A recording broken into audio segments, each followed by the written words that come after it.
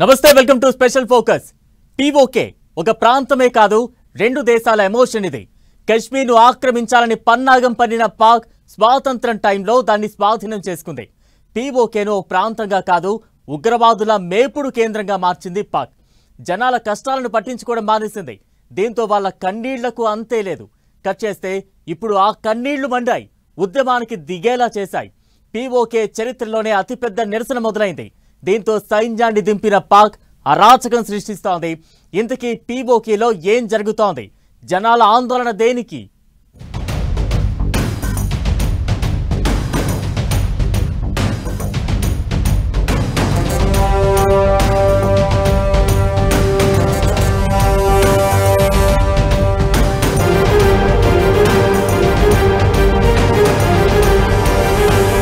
పాక్ ఆక్రమిత కశ్మీర్లో అల్లకల్లోలం.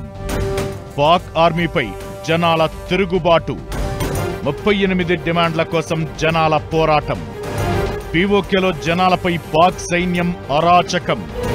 12 మంది మృతి, వందల్లో క్షతగాత్రులు. పీఓకే చరిత్రలోనే ఇది అతిపెద్ద నిరసన. అసలు పీఓకేలో ఏం జరుగుతోంది? పీఓకేను ఉగ్రవాదులకు కేంద్రంగా మాత్రమే ఉపయోగిస్తున్న పాకిస్తాన్ అక్కడి జనాల కష్టాలను పట్టించుకోవడం మానేసింది. కనీస సౌకర్యాలు అందించడంలోనూ విఫలమవుతోంది. దీంతో జనం సహనం నశించింది. పాకిస్తాన్ ఆక్రమిత కశ్మీర్లో షహబాజ్ షరీఫ్ ప్రభుత్వానికి వ్యతిరేకంగా తీవ్ర నిరసనలు పెరుగుతున్నాయి. అవామీ యాక్షన్ కమిటీ పిలుపుతో షట్టర్ డౌన్ వీల్ జామ్ అనే పేరుతో ఉద్యమం ప్రారంభించారు. వేలాది మంది తిరుగుబాటుకు దిగారు. ముజఫరాబాద్, మీర్పూర్, కోట్లీ, రావల్కోట్, నీలం వ్యాలీ, కెరాన్ లాంటి ప్రాంతాల్లో మార్కెట్లు, షాపులు, రవాణా సేవలు పూర్తిగా స్తంభించాయి. ప్రభుత్వం ఇంటర్నెట్ ఆపేసింది. భారీ భద్రతా బలగాలను నియమించింది. పీఓకేలో జరిగిన నిరసనలు గత 70 ఏళ్లుగా కొనసాగుతున్న రాజకీయ, ఆర్థిక అణచివేతలకు వ్యతిరేకంగా ఒక పెద్ద తిరుగుబాటుగా మారాయి. అవామీ యాక్షన్ కమిటీ, లాయర్స్ అసోసియేషన్లు, సివిల్ సొసైటీ సంస్థల మద్దతుతో ఈ ఉద్యమం నడుస్తోంది. సెప్టెంబర్ 28న ప్రారంభమైన నిరసనలు క్రమంగా ఊపందుకున్నాయి. దీంతో జనజీవనం స్తంభించిపోయింది. మంత్రులు, పీఓకే అడ్మినిస్ట్రేషన్తో జరిగిన చర్చలు విఫలమైన తరువాత ఉద్యమం మరింత తీవ్రంగా మారింది. దశాబ్దాలుగా తమకు అన్యాయం జరుగుతోందంటూ అవామీ యాక్షన్ కమిటీ ఆధ్వర్యంలో జనాలు గళమెత్తారు.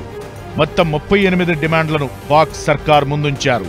పీఓకే అసెంబ్లీలో పాకిస్తాన్లో నివసిస్తున్న కాశ్మీరీ శరణార్థుల కోసం కేటాయించిన 12 సీట్లను రద్దు చేయాలని డిమాండ్ చేశారు. ఈ సీట్లతో స్థానికులకు తీవ్ర అన్యాయం జరుగుతోందని ఆరోపించారు. వీటితో పాటు గోధుమ పిండిపై సబ్సిడీ ఇవ్వాలని, మంగ్లా జల విద్యుత్ ప్రాజెక్టు ఆధారంగా విద్యుత్ ఛార్జీలను తగ్గించాలని డిమాండ్ చేస్తున్నారు. ఏఏసీతో పాక్ సర్కార్ చర్చలు జరిపినా ఫలించలేదు. దీంతో ఆందోళన ఉధృతమయ్యింది. మార్కెట్లు, షాపులు, స్థానిక వ్యాపారాలు మూసేసి రవాణాను స్తంభింపజేసిన స్థానికులు నిరసన బాట పట్టారు. తమ పోరాటం ఏ సంస్థకు వ్యతిరేకం కాదని, 70 ఏళ్లుగా తమకు నిరాకరించిన హక్కుల కోసమే పోరాడుతున్నామని ఏఏసీ నేతలు అంటున్నారు. నిరసనలను కంట్రోల్ చేయడానికి పాక్ ప్రభుత్వం భారీ ఎత్తున బలగాలను పీఓకేకు పంపించింది. పొరుగున ఉన్న పంజాబ్ ప్రావిన్స్ నుంచి వేలాది మంది సైనికులను, ఇస్లామాబాద్ నుంచి మరో 1000 మంది జవాన్లను పంపింది. పీఓకే పట్టణాల గుండా సాయుధ గస్తీ దళాలు భారీ ఫ్లాగ్ మార్చ్ నిర్వహించాయి. ముజఫరాబాద్తో పాటు రావల్కోట్, నీలం వ్యాలీ, కోట్లీలో హింస, ఘర్షణలు చెలరేగాయి. ఇది సంక్షోభాన్ని మరింత తీవ్రతరం చేసింది. ఆందోళనకారులను చెదరగొట్టేందుకు పాక్ సైన్యం అరాచకం సృష్టించింది. నిరసనకారులపై కాల్పులు జరపడంతో 12 మంది పౌరులు ప్రాణాలు కోల్పోయారు. ముజఫరాబాద్లో 5గురు, తీర్కోట్లో 5గురు, దద్యాల్లో 2 నిరసనకారులు మరణించారు. 3 భద్రతా సిబ్బంది కూడా చనిపోయినట్టు తెలుస్తోంది. ఈ ఘర్షణల్లో 200 మందికి పైగా గాయపడగా వారిలో చాలా మంది పరిస్థితి విషమంగా ఉన్నట్టు తెలుస్తోంది.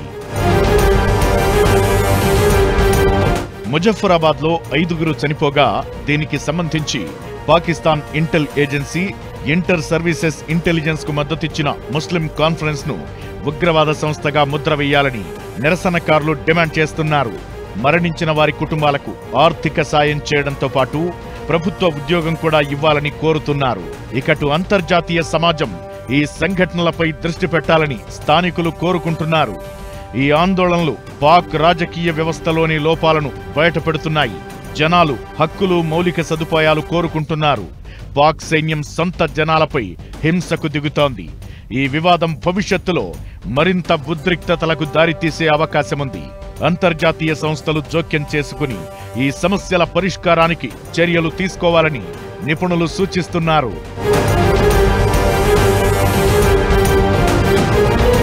పీఓకేను అక్రమంగా చేజిక్కించుకున్నదే కాకుండా దాన్ని ఉగ్రవాదానికి కేంద్రంగా మార్చేసి ప్రపంచానికే సవాల్ విసురుతున్న పాక్ చేస్తున్న ఓవర్ యాక్షన్ అంతా ఇంతా కాదు. అయితే ఈ నిరసనలు పీఓకేలో పరిస్థితులకు సాక్ష్యంగా నిలుస్తున్నాయి.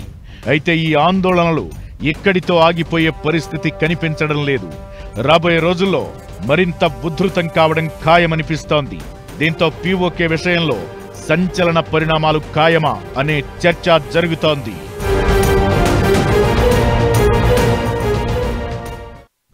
పీఓకేను పాక్ ప్రభుత్వం ఎలా డీల్ చేస్తుందో, ఎందుకు యూజ్ చేసుకుంటుందో నిరసనలు అద్దం పడుతున్నాయి. ఒక రకంగా హక్కుల కోసం, స్వేచ్ఛ కోసం అక్కడి జనాలు పోరాటం చేస్తున్న పరిస్థితి. దీంతో ఇప్పుడు కొత్త చర్చ మొదలైంది. పీఓకే భారత్లో భాగం కాబోయే రోజు దగ్గరలోనే ఉందా? మంత్రి రాజ్నాథ్ మాటలు నిజం కాబోతున్నాయా? అసలు పీఓకే అని భారత్కు ఎందుకు అంత కీలకం?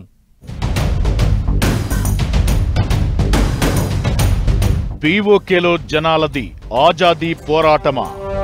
రాజ్నాథ్ మాటలే నిజం కాబోతున్నాయా? భారత్లో పీఓకే చేరే రోజు రాబోతుందా? పీఓకే చరిత్ర ఏంటి? మనకెందుకు కీలకం? భారత్ పాక్ మధ్య ఉద్రిక్తతలకు ప్రధాన కారణం పీఓకేనే. పన్నాగాలు పన్ని మరీ పీఓకేలోకి ఎంటర్ అయిన పాక్ స్వాతంత్ర్యం నుంచి భారత్ మీద చేస్తున్న కుట్రలు అన్నీ ఇన్ని కావు. ఆ ప్రాంతంలో ఉగ్రవాదులను మేపుతూ ట్రైనింగ్ చేస్తూ భారత్ మీదకు ఉసిగొల్పుతోంది.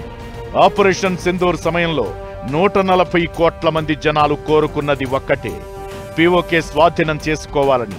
యుద్ధం ఆగిపోయిన తరువాత పీఓకేపై పార్లమెంట్లో విపక్షాల ప్రశ్నలకు అప్పట్లో తన మార్క్ ఆన్సర్ ఇచ్చారు కేంద్ర మంత్రి రాజ్నాథ్. పీఓకేను కలిపేసుకోవడం మరెంతో దూరంలో లేదంటూ చెప్పేశారు. అదే మాట ఇప్పుడు మళ్లీ చెప్పారు. పాక్ ఆక్రమిత కశ్మీర్ దానంతట అదే మన దేశంలో కలుస్తుందని అన్నారు. మన దేశం ఎలాంటి యుద్ధాలు, దూకుడు చర్యలు తీసుకోకుండానే పీఓకే తిరిగి స్వాధీనమవుతుందని చెప్పారు.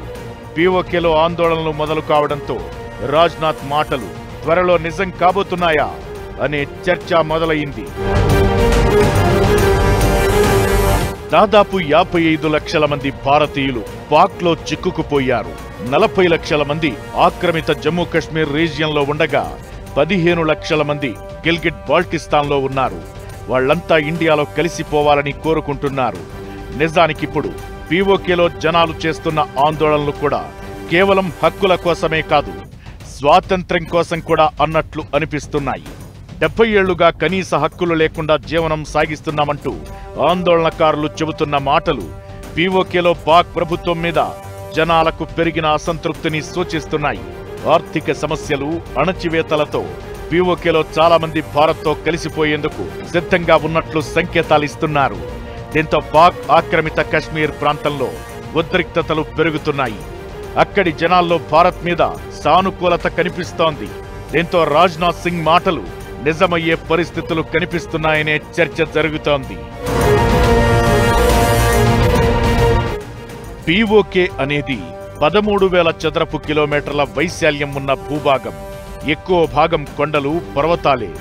కశ్మీర్లో ఉగ్రవాదానికి చెక్ పెట్టాలంటే పాక్ ఆక్రమిత కశ్మీర్ స్వాధీనం చేసుకోవాల్సిందేనని రక్షణ నిపుణులు ఎప్పట్నుంచో సూచిస్తున్నారు. గతంలో పీఓకేలోని ఉగ్రవాద క్యాంపులపై భారత సైన్యం సర్జికల్ దాడులు చేసింది. అయినా ఎప్పటికప్పుడు కొత్తగా పుట్టుకొస్తూనే ఉన్నారు. దీంతో ఆ ప్రాంతాన్ని తిరిగి పొందాలని కేంద్రం స్ట్రాంగ్ గా ఫిక్స్ అయ్యింది. దౌత్యపరంగా ప్రయత్నాలు చేస్తూనే మిగతా మార్గాలు కూడా సిద్ధం చేసుకుంటోంది. పాక్ ఆక్రమిత కశ్మీర్తో పాటు చైనా ఆధీనంలో ఉన్న ఆక్సాయి చిన్ కూడా భారత్లో భూభాగమే. వాటిని తిరిగి తెచ్చుకునేందుకు ఎంత దూరమైనా వెళతామని ఆర్టికల్ 370 రద్దు సమయంలో పార్లమెంట్లో ప్రకటించారు అమిత్ షా. నిజానికి ఆపరేషన్ సింధూర్ టైంలోనే పీఓకేను స్వాధీనం చేసుకునేందుకు ఓ అవకాశం వచ్చింది. అయితే కాల్పుల విరమణ ఒప్పందం కుదరడంతో అది ఆగిపోయింది. వాళ్ళు కూడా చూసేది భారతదేశంలో కాశ్మీర్ ఎంత డెవలప్ అయిపోయింది, ఎంత సౌకర్యాలు ఉన్నాయి, ప్రజల పరిస్థితి ఏంటి వాళ్ళన్నీ తెలుసు. దాంతోపాటు వాళ్ళు పాకిస్తాన్లో వాళ్ళకి తగిన స్థలం లేదు, స్థానం లేదని తెలుసు. వాళ్ళ రాజకీయంలో ప్రభుత్వాల్లో ఎక్కడ చోటు లేదు. అందువల్లకి ఎన్నో రోజుల బట్టి జరుగుతుంది, ఇప్పుడు ఎక్కువ జరుగుతుంది. ఎందుకంటే మీడియా అన్ని వార్తలు అందిస్తున్నాయి. తర్వాత పాకిస్తాన్లో కూడా ఎన్నో చీలికలు వచ్చినాయి కాబట్టి. కానీ దానివల్ల చీలిపోతుందా? పాకిస్తాన్ ఆక్యుపైడ్ కాశ్మీర్ భారతదేశంతో కలిసిపోతుంది అంటే అది సమయం రావాలి, ఎన్నో విషయాలు కలవాలి. అవన్నీ వచ్చినప్పుడు ఆ మార్పు వచ్చి మన కాశ్మీర్ ఎవరైతే ఆక్రమించారో 1947లో మనకు తిరిగి వస్తుందని అది ఫ్యూచర్లో జరిగే అవకాశం ఉన్నది. పీఓకేలో జనాల అవస్థలు అన్నీ ఇన్ని కావు. ఆ ప్రాంతాన్ని కేవలం ఉగ్రవాద స్థావరాల నిర్మాణానికి మాత్రమే వాడుకున్న పాక్ జనాలను పట్టించుకోవడం లేదు. దీంతో వాళ్లలో కూడా అసంతృప్తి కనిపిస్తోంది. పాక్ ఆక్రమిత కశ్మీర్ జనాలు భారత్లో చేరేందుకు ఆసక్తి చూపిస్తే తాము చొరవ తీసుకుంటామని కేంద్రం ఎప్పటినుంచో సంకేతాలు పంపిస్తోంది. భారత్లో విలీనమైతే మన దేశంలోని ఇతర ప్రాంతాల్లోలా అభివృద్ధి చేస్తామని హామీ ఇస్తోంది. అయితే పీఓకే జనాల్లో ఇప్పుడు మార్పు మొదలైనట్లు కనిపిస్తోంది. పీఓకే మన చేతుల్లోకొస్తే భారత్కు చాలా లాభాలు. సీమాంతర ఉగ్రవాదానికి చెక్ పెట్టే అవకాశం ఉంటుంది. పీఓకేలోని గిల్గిట్ బాల్టిస్తాన్ ప్రాంతం భారత్కు ఎంతో అనుకూలంగా ఉంటుంది. అక్కడి నుంచి ఆఫ్ఘనిస్తాన్తో పాటు మిగిలిన ఆసియా దేశాలకు వెళ్లాలంటే పాక్ లేదా ఇరాన్ నుంచి వెళ్లాలి. పీఓకే మనదే అయితే నేరుగా చేరుకునే అవకాశం ఉంటుంది. ఇక రష్యా నుంచి సముద్ర మార్గం ద్వారా ఆయిల్ ను భారత్ దిగుమతి చేసుకుంటుంది. పీఓకేను స్వాధీనం చేసుకుంటే రష్యా నుంచి నేరుగా పైప్ లైన్ ఏర్పాటు చేసి ఆయిల్ ను దిగుమతి చేసుకునే వీలు ఉంటుంది. ప్రస్తుతం పీఓకేలో పరిస్థితులు చూస్తుంటే అక్కడి జనాలు భారత్లో కలిసేందుకు సిద్ధమవుతున్నట్లు కనిపిస్తున్నాయనే అభిప్రాయాలు వినిపిస్తున్నాయి.